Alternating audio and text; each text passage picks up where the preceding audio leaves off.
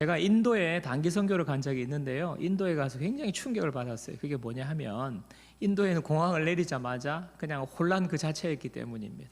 그냥 막 차선이 어떻게 되는지도 모르겠고요. 차들이 깜빡이를 넣지 않아요. 그러니까 빵빵빵빵 막 클락션을 계속 누르는 거예요. 그러니까 그 소리는 내가 들어가니까 너네들이 알아서 해 이거예요. 우리는 깜빡이로 신호를 하잖아요. 근데 빵빵빵빵 하면 나 들어간다 이 소리예요. 그러니까 막 온 사방에서 빵빵빵빵 소리가 들린다고 여러분 상상을 해보십시오. 얼마나 정신이 없겠습니까? 또 뭐 이렇게 외곽 지역에 사역을 하다 보니까 외곽 지역에는요 정말 길을 가면 이게 삼라만상이 여기 다 들어 있어요. 차도 막 엉켜 있고요. 막 또 오토바이, 자전거 또 뭡니까? 그 오토바이인데 사람 태우고 가는 오토바이 택시, 그 다음에 그렇게 막 엉켜 있고요. 가다 보면 차가 꽉 밀려 있어요. 무엇 때문인지 보니까 앞에 소가 한 마리, 소가 지금 도로를 건너다 가운데 멈춰서 있는 거예요. 그러면 우리나라 같으면 어떻게 하겠습니까? 그냥 어떻게든 소를 이렇게 툭툭툭 쳐서 움직이게 해서 도로를 틔울 건데 전혀 그러지 않아요. 가만히 놔두는 거예요. 그냥 우리가 사역을 마치고 돌아오는데 아직까지 그 소가 그대로 있어요. 차들이 그대로 꽉 밀려 있고 그 길에 옆에 앉아 있는 사람, 누워 있는 사람, 뭐 거기서 또 수행을 하는 사람, 뭐 개, 돼지, 뭐 원숭이, 그 다음에 온갖 쓰레기에 뭐 동물 배설물까지 정신이 하나도 없어요. 그래서 여기 이곳이야말로 진짜 정말 그 하나님께서 태초에 천지 만물을 창조하시기 전에 땅이 혼돈하고 공허하다 그랬잖아요.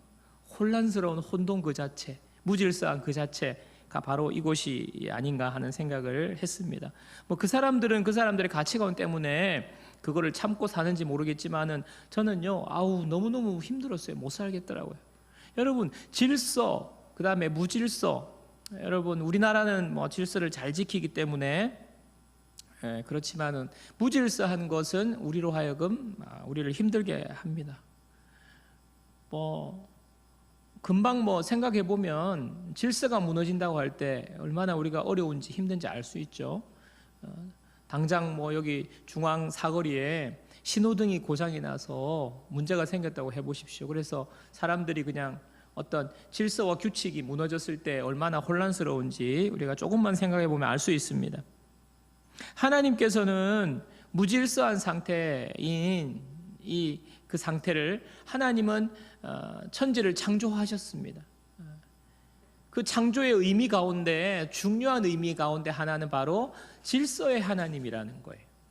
무에서 유를 만드신 하나님이시지만은 그 유를 하나님의 창조에는 아주 질서가 들어와 있습니다. 하나님께서 모든 이 세상에 질서를 부여하신 것입니다. 제가 왜 이런 질서에 대한 이야기를 초반에 여러분에게 말씀드리냐 하면 우리가 질서가 무너지면 제대로 살 수 없고 질서가 무너진 삶은 고통의 삶이라는 것을 여러분에게 말씀드린과 동시에 하나님께서 질서를 세우셨는데 오늘 시편 말씀에 보면 하나님께서 이 질서가 무너졌다고 지금 말씀하시는 거예요. 시편 82편 5절 보세요. 시편 82편 5절. 그들은 알지도 못하고 깨닫지도 못하여 흑암 중에 왕래하니 땅의 모든 터가 흔들리도다. 알지도 못하고 깨닫지도 못한다 그랬어요. 그리고 땅의 모든 터가 흔들린다. 여기 땅의 모든 터가 흔들린다 이 말이 세상의 질서가 무너졌다라는 의미입니다. 원어적인 의미예요.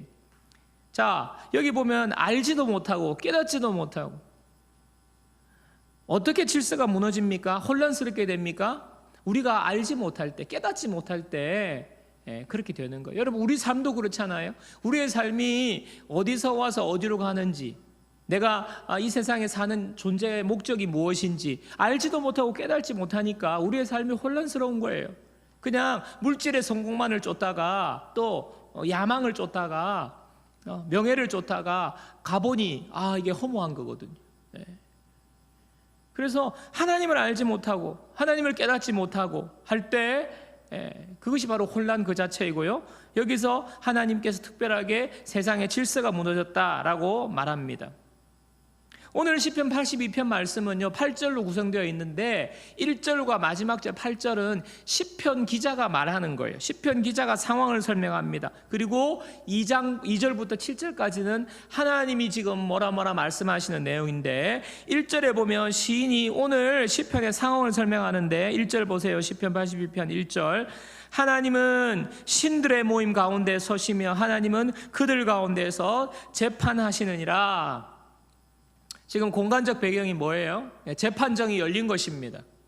하나님께서 신들을 쫙 모아놓고 지금 재판하시는 거예요. 마치 판타지 영화 같죠? 여러 신들이 모여 있는 것을 여러분 상상해 보십시오. 하나님이 그런데 이 모임의 장소는 재판정이에요. 법정이에요. 하나님이 재판관이시고 피고인들이 신들입니다. 하나님께서 이 신들을 고발합니다.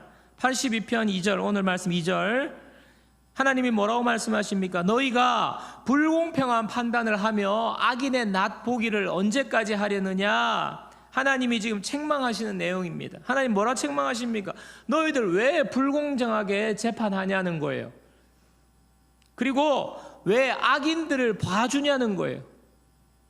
악인들 낫 보기를 악인들을 봐주고 악인들의 뒤를 봐주고 악인들을 벌주지 않고 봐주고 있다는 거 내가 다 알고 있고 너네들 그거 언제까지 그렇게 계속 그렇게 할 거냐? 하나님이 책망하시는 것입니다.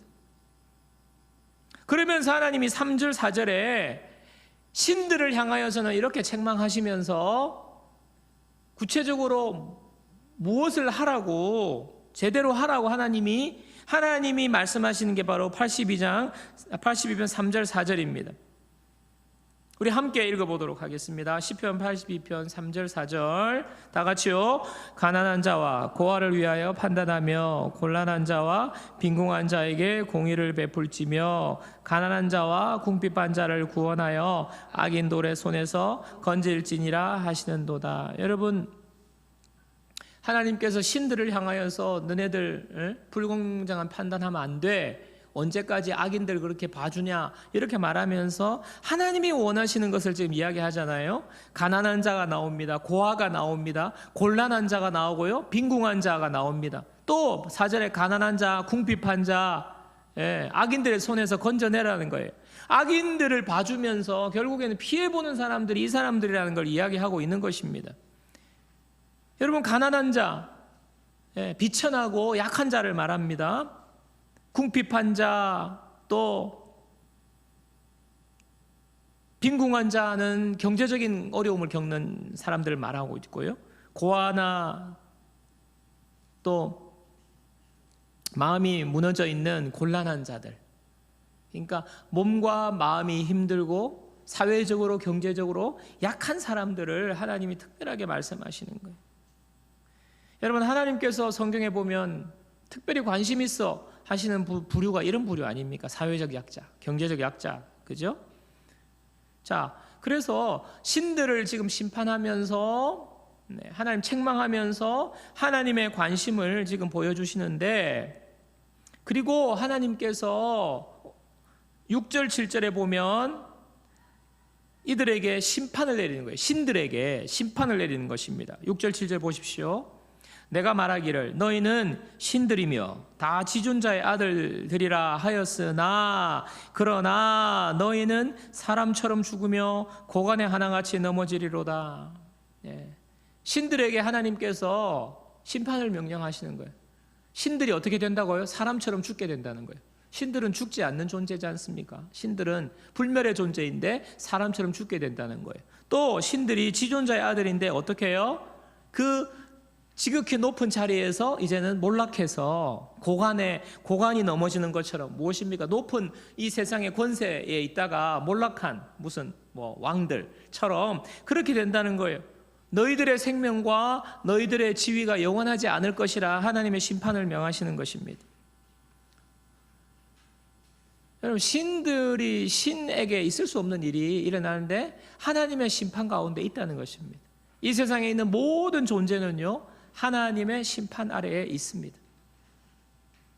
마지막으로 8절에서 시인이 결론적으로 요청하는 요청이 무엇입니까? 시편 82편 8절 하나님이여 일어나사 세상을 심판하소서. 모든 나라가 주의 소유이기 때문입니다.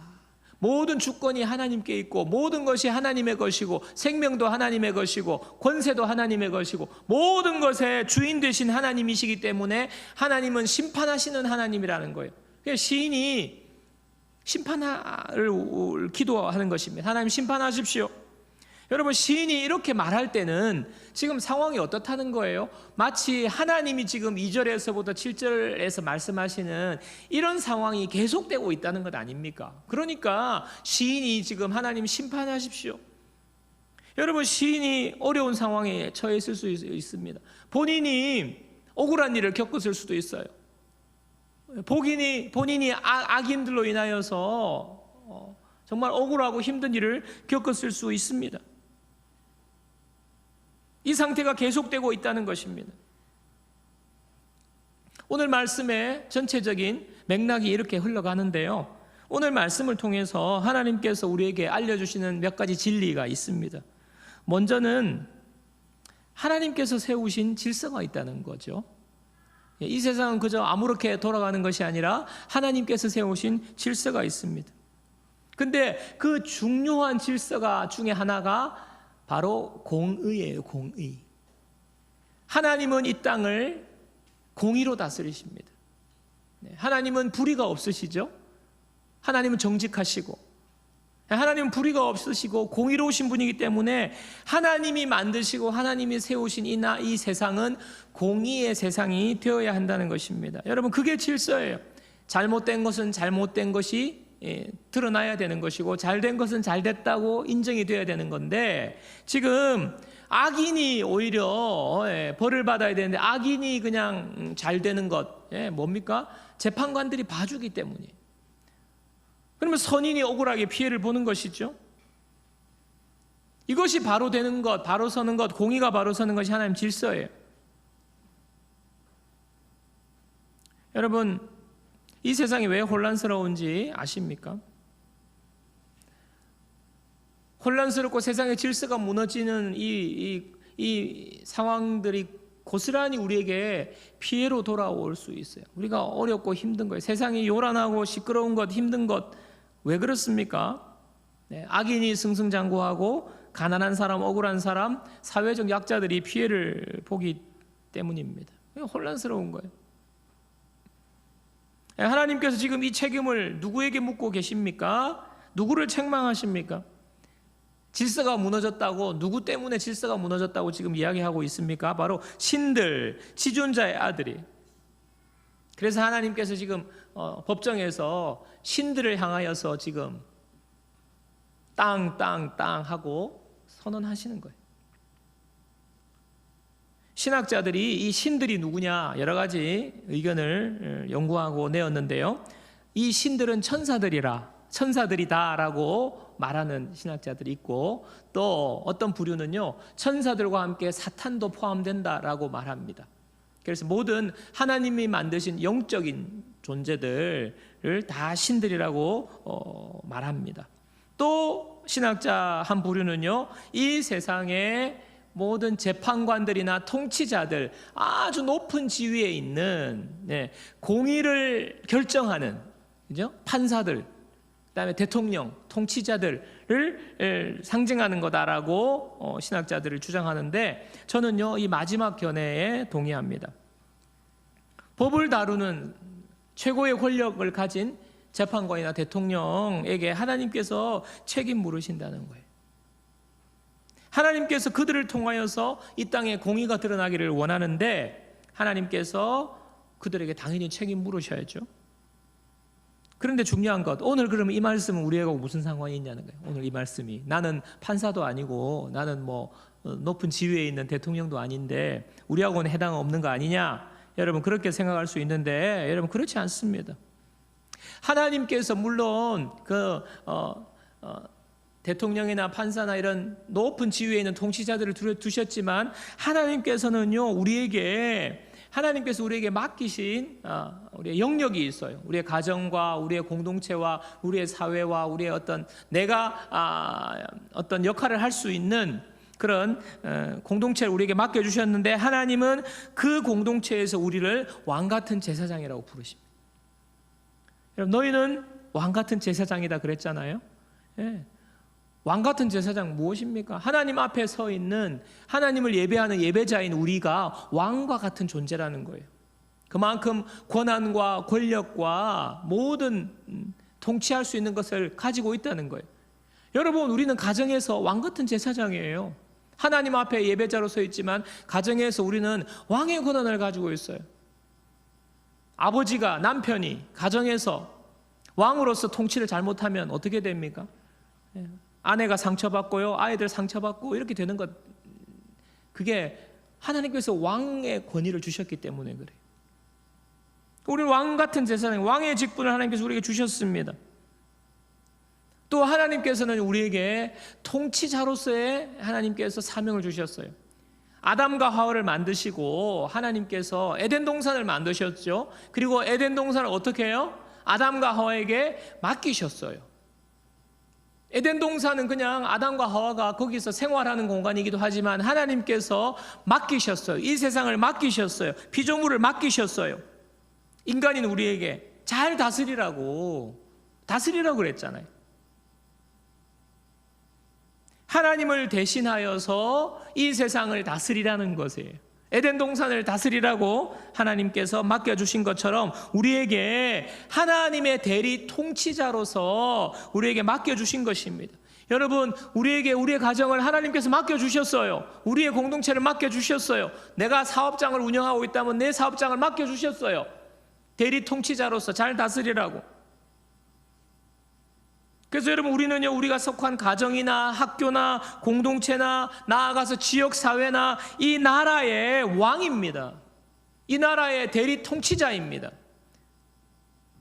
법적으로, 이 세상의 법적으로 대통령이 최고의 통치자로 다스리지만 우리는 이 나라, 대한민국이라는 나라를 하나님께서 우리에게 맡겨주신 거예요. 그렇기 때문에 우리는요, 할 수 있는 범위 안에서, 우리가 할 수 있는 범위 안에서 이 세상을 하나님이 원하시는 질서대로 잘 굴러가도록 우리가 다스리고 통치하고 책임이 있는 게 바로 저와 여러분들이라는 거예요. 먼저는 여러분, 우리가 직접 재판을 하지 않고 통치를 하지 않지만 오늘 하나님께서 무엇을 책망하십니까? 제대로 재판하지 못하는 것, 공의가 무너진 것 지금 책망하시잖아요. 그렇기 때문에 우리는요, 이런 일을 하는 사람들을 잘 하는지 제대로 하는지 못하는지를 우리는요, 감시해야 되는 거예요. 감시. 제대로 못하고 악인을 봐주고 재판을 그르게 한다면 똑바로 하라고 말해야 합니다. 여러분, 제가 정치 이야기 잘 안 하잖아요. 그리고 이쪽 저쪽 이렇게 이야기 안 하는데, 왜냐하면 하나님께서는 이쪽 저쪽이 아니기 때문에 그래요. 우리는 하나님의 뜻을 따라서 어느 쪽이 옳고 그른지를 우리는 잘 감시하는 역할이 우리에게 있습니다. 그것이 우리 크리스찬이 해야 될 일이에요. 제대로 못하고 있고 악인을 봐주고 있고 재판을 그르게 하고 이 땅에 공의가 무너졌다면 공의가 무너졌다고 말해야 합니다. 여러 가지 루트가 있겠죠. 청원을 한다든지 또 함께 우리가 참여한다든지 하는 건데, 그 중에 가장 강력한 것, 우리가 누구나 할 수 있는 것이 바로 선거예요. 선거, 투표. 그래서 선거할 때 우리가, 여러분, 정말 내가 이 선거에 참여하면서, 투표에 참여하면서 하나님의 대리 통치자로 이 나라를 하나님이 원하시는 하나님의 뜻대로 잘 다스리는데 내가 참여한다는 생각으로 적극 참여해야 돼요. 그렇기 때문에 제대로 알고 제대로 살피고 선거해야 되는, 투표해야 되는 거예요. 하나님의 뜻에 누가 합당한지. 우리는 사람을 보고 정당을 보고 딱 이렇게 하지 않습니다. 어떤 정책이, 어떤 법을 이 사람들이 옹호하는지 잘 체크해서 절대로 하나님의 뜻에 합당하지 못한 사람들은 그 자리에서 내려오도록 해야죠. 그리고 또 중요한 것 하나, 우리가 그들을 위해 기도하는 것입니다. 우리가 하나님의 공의와 하나님의 뜻이 이 땅 가운데 하나님의 통치가 이루어지도록 우리는 높은 지위에 있는 사람들을 위해서 기도하라. 저와 여러분들 개인의 기도 시간에 또 우리가 함께 모여서 기도할 때마다 우리가 해야 될 중요한 기도예요. 왜냐하면 이 질서가 무너진다 그랬잖아요. 혼란스러워진다 그랬잖아요. 예. 높은 지위에 있는 사람들이 하나님의 뜻 가운데 제대로 못하면요, 질서가 무너지고 혼란스러워지고, 그러면 누가 피해를 봅니까? 우리가 피해를 보고요, 우리 자녀들이 힘들어져요. 우리가 평안한 가운데 살아갈 수 없어요. 그렇기 때문에 우리는 반드시 기도해야 돼요. 기도해요.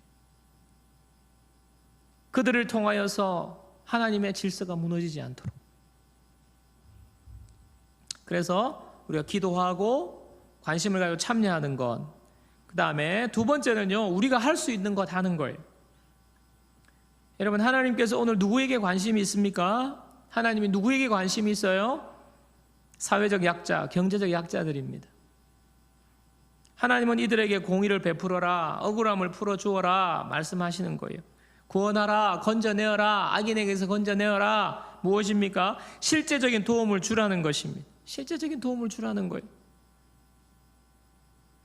여러분, 우리는 뭐 보수적인 교회에서 이렇게 저도 자라왔기 때문에 막 이렇게 막 정치 이야기하고 뭐 선거 투표 이야기하고 이런 이야기하는 교회가 아니어가지고 참 굉장히 소극적이었고요. 특별히 이제 사회적인 약자 뭐 이런 분들에게 관심을 가지는 게 굉장히 약간 소극적이었어요. 우리가 주로 하는 건 이제 선교지에 어려운 교회 개척하면서 그 선교지에 가난한 사람들을 돕는 건데 관계 없습니다. 여러분, 하나님께서 정말 관심이 있어 하는, 심판하시겠다고까지 말씀하시면서 관심이 있어 하는 곳은요, 바로 사회적인 경제적 약자를 너희들이 도와주라는 거예요. 6월 첫 주에 우리 교회가 재직회를 했는데 사랑의 음악회를 우리 교회에서 7월 17일 하기로 했습니다. 무슨 음악회냐? 심장병 환자를 돕기 위한. 그래서 아마 교회 집 바깥에 포스터가 붙어 있는데요, 심장병 환자를 돕는 수술비를 지원해 주는 게 1차 목표더라고요. 보니까 미랄심장재단이라는 재단입니다. 하루는 저에게 우편물이 왔어요. 그 재단에서 우편물이 왔는데 뜯어보니까 넘치는 교회에서 7월 17일 날 이렇게 사랑의 음악회를 했으면 좋겠는데 장소 섭외할 수 있냐는 거예요. 그래서 제가 담당자한테 전화를 했어요. 아니, 도대체 우리 교회를 어떻게 알고 이렇게 장소 섭외를 했냐. 그렇게 심장병 환자들 치료해주고 그러려면 모금이 많이 돼야 될 텐데 큰 교회 섭외 안 하고 왜 우리 교회 조그마한 교회 뭐 알고 했냐. 우리 교회를 혹시 큰 교회로 착각했냐. 이름이 넘치는 교회라서. 그러니까 아니라는 거예요. 그냥 강서구 지역에 교회를 찾고 자기들이 이렇게 섭외를 할까 살펴보다가 우리 교회에 보내게 됐다는 거예요. 그래서 목사님, 우리는 사역에 크고 작고 큰 교회 작은 교회를 우리는 상관하지 않고 이 사역을 소개하고 싶다고. 그래서 그러시냐고, 함께 했으면 좋겠다고. 괜찮겠냐, 우리가 요만요만하고 주일날도 요만요만하기 때문에 괜찮겠냐고, 와가지고 실망하지 않겠냐고, 괜찮겠냐고 하니까 괜찮다는 거예요. 제가 그렇게 확인을 하고 무슨 생각이 떠올냐면, 하나님, 제가 기도해야 하고 함께 우리 성도들 아는 분들은 압니다. 하나님, 우리 교회가 하나님이 원하시는 사역을 하고 싶어요. 교회들이 다 선교하잖아요. 선교도 하고 구제도 하고 지역사회를 위해서 하는데, 하나님, 그 하나님이 원하시는 것 아닙니까? 교회의 존재 이유가 아닙니까? 그래서 뭘 할까요? 어떻게 할까요? 하나님, 선교지도 우리와 연결시켜 주시고 선교사도 우리와 연결시켜 주시고 우리가 할 수 있는 사역을 연결시켜 주세요 하고 기도를 계속 해오고 있었어요. 한 1년 정도 한 것 같아요. 그죠? 그 와중에 하나님께서 전혀 내가 일면식도 없는, 저는 이 단체를 모릅니다. 미랄심장재단, 미랄복지재단은 제가 들어봤는데 미랄심장재단은 못 들어봤어요. 모르는 단체고, 제일 처음 확인한 게 이게 이단이 아닌가 뭐 이거 확인했거든요. 그래서 몰라요. 여기에 관계된 분도 아는 사람이 아무도 없어요. 그러니까 이거는 생면부지의 이런 단체와에서 연락이 온 거예요. 무엇입니까? 하나님께서 우리 교회가 어떤 하나님이 원하시는 그런 사역을 하기를 우리가 기도하고 있으니까 하나님께서 너 이거 한번 봐볼래? 하나님께서 이렇게 응답해 주신 거 아니에요. 여러분 동의를 안 해도 저는 그렇게 믿습니다. 기도해 왔기 때문에. 이 단체가 보니까 87년도부터 국내외 24개국에 4,100여 명의 심장병 환자를 수술해 줬어요. 그러니까 어린 아이들이죠. 어릴 때부터 심장에 기형이 생겨서 구멍이 뚫린 아이들. 이런 아이들 그냥 우리나라 수술 잘 하니까, 근데 경제적으로 돈이 없어서, 수술비가 없어서 수술하지 못하는 이 아이들을 4,100명을 수술해 준 거예요. 새 생명을 준 거죠. 여러분 오늘 말씀을 통하여서 하나님께서 너 가난한 자, 수술비가 없는 자, 가난한 자 아닙니까? 그들을 구원해서 도와주어라 말씀하십니다. 여러분 오늘 말씀을 통해서 하나님께서 세상을 심판하신다고 말해요. 여러분 우리가 정말 두려워할 문제이기도 하지만 하나님께서 온 우주 만물의 주인이시기 때문에 하나님은 심판을 하세요. 왜냐하면 하나님은 모든 것이 하나님의 것이기 때문에 하나님 것을 우리에게 맡겼어요. 그렇기 때문에 하나님이 나중에 결산하시는 겁니다. 여러분 심판을 왜 합니까? 하나님의 것이기 때문에 하나님은 심판하실 수 있는 거예요. 여러분 우리도 우리 마음속에 믿지 않는 사람들, 불신자들도 그 마음속에 내가 죽으면 좋은 데 갈 수 있을까? 착하게 살아야 되겠다. 무의식 중에 뭐가 있습니까? 심판이 있다는 걸 알고 있어요. 그리고 저 악한 놈, 저 독재자, 저거 천벌 받을 거야. 사람들의 마음 가운데 뭐가 있어요? 심판이 있다는 것을 사람들이 다 알고 있어요. 여러분 이것은요 누군가를 위협하거나 공포로 몰아넣는 것이 아니라 하나님은 이 우주 만물을 처음과 끝이 되시기 때문에 하나님은 심판하십니다. 여러분 우리도요 하나님 앞에 언젠가는 우리의 이 땅의 인생이 끝나고 하나님 앞에 딱 설 겁니다. 하나님의 법정에 하나님의 심판대 앞에 설 거예요. 최기영 하나님 앞에 딱 설 거예요. 하나님 앞에 우리가 심판받을 것입니다. 결산할 것입니다. 여러분도 예외가 없어요. 하나님이 그럼 뭐라고 심판하실까요? 여러분 오늘 심판대 앞에 섰을 때 신들에게 그들에게 준 권한에 대해서 하나님이 심판을 하시는 거잖아요. 너 재판관인데 왜 재판 그렇게 했냐고 심판하시는 거잖아요. 하나님께서 우리를 심판하실 때 하나님이 뭘 우리를 보시고 우리 책망할까요? 너 어떤 집에 살다 왔니? 너 몇 평에 살다 왔니? 그거 보고 그래 잘했네.